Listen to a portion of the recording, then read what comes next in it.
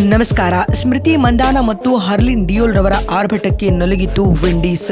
ಸ್ಫೋಟಕ ಶತಕ ಸಿಡಿಸಿ ವಿಶ್ವ ದಾಖಲೆ ನಿರ್ಮಿಸಿದರು ಹರ್ಲಿನ್ ಡಿಯೋಲ್.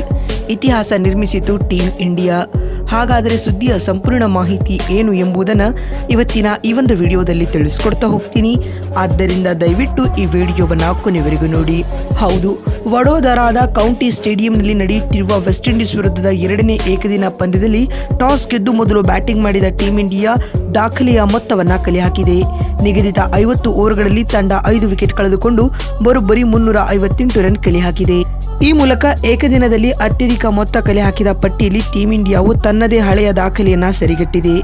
ವಾಸ್ತವವಾಗಿ 2017ರಲ್ಲಿ ನಡೆದಿದ್ದ ಏಕದಿನ ಪಂದ್ಯದಲ್ಲಿ ಐರ್ಲೆಂಡ್ ವಿರುದ್ಧ ಟೀಮ್ ಇಂಡಿಯಾವು ಇಷ್ಟೇ ಮೊತ್ತ ಅಂದರೆ 358 ರನ್ ಕಲೆ ಹಾಕಿತ್ತು. ಇದು ಏಕದಿನ ಪಂದ್ಯವೊಂದರಲ್ಲಿ ಟೀಮ್ ಇಂಡಿಯಾ ಕಲೆ ಹಾಕಿರುವ ಇದುವರೆಗಿನ ಅತ್ಯಧಿಕ ಮೊತ್ತವಾಗಿದೆ.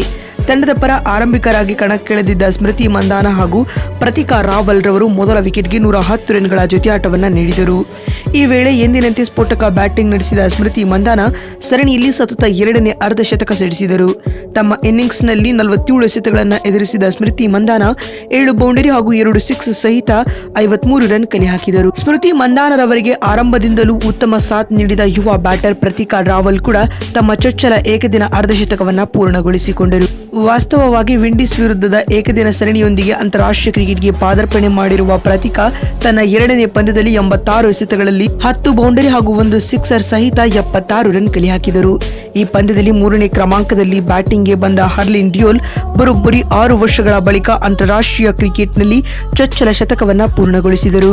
ತಮ್ಮ ಇನ್ನಿಂಗ್ಸ್ನಲ್ಲಿ 103 ಎಸೆತಗಳನ್ನು ಎದುರಿಸಿದ ಹರ್ಲಿನ್ 16 ಬೌಂಡರಿ ಸಹಾಯದಿಂದಾಗಿ 115 ರನ್ ಗಳಿಸಿ ಶತಕದ ಇನ್ನಿಂಗ್ಸ್ ಆಡಿದರು. ಹಾಗೆಯೇ ಹರ್ಲಿನ್ ಡಿಯೋಲ್ಗೆ ಉತ್ತಮ ಸಾಥ್ ನೀಡಿದ ಜೆಮಿಮಾ ರಾಡ್ರಿಗಸ್ ಕೂಡ ಕೇವಲ 36 ಎಸೆತಗಳಲ್ಲಿ 6 ಬೌಂಡರಿ ಹಾಗೂ 1 ಸಿಕ್ಸ್ ಸಹಿತ 52 ರನ್ಗಳ ಇನ್ನಿಂಗ್ಸ್ ಆಡಿದರು. ಇದಲ್ಲದೆ ಹರ್ಲಿನ್ ಡಿಯೋಲ್ ಜೊತೆಗೆ ಶತಕದ ಜೊತೆ ಆಟವನ್ನು ಕೂಡ ಆಡಿದರು. ಈ 4ರ ಆಟದಿಂದಾಗಿ ಟೀಮ್ ಇಂಡಿಯಾವು ನಿಗದಿತ 50 ಓವರ್ಗಳಲ್ಲಿ 358 ರನ್ ಕಲೆ ಹಾಕಲು ಸಾಧ್ಯವಾಯಿತು. ಆದರೆ ಟೀಮ್ ಇಂಡಿಯಾ ನೀಡಿದ 359 ರನ್ಗಳ ಗುರಿ ಬೆನ್ನಟ್ಟುತ್ತಿದ್ದ ವೆಸ್ಟ್ ಇಂಡೀಸ್ ತಂಡವು 46.2 ಓವರ್ಗಳಲ್ಲಿ 243 ರನ್ ಗಳಿಸಿ ಆಲ್ಔಟ್ ಆಯಿತು.